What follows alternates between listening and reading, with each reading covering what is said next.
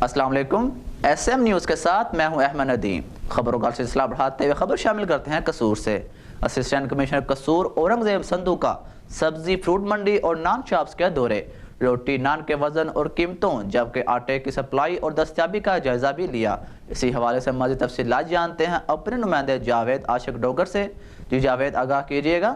بالکل، میں آپ کو بتاتا چلوں، اے سی قصور اورنگزیب سندھو کا سبز منڈی کا دورہ، پھلوں سبزیوں کی قیمتوں معیار کا جائزہ لیا۔ ڈپٹی کمشنر کی ہدایت پر اے سی قصور اورنگزیب سندھو نے شہر کی سبز منڈی کا دورہ کیا، وہاں پر سبزیوں پھلوں کی قیمتوں، صفائی ستھرائی، عملے کی حاضری کا بھی جائزہ لیا۔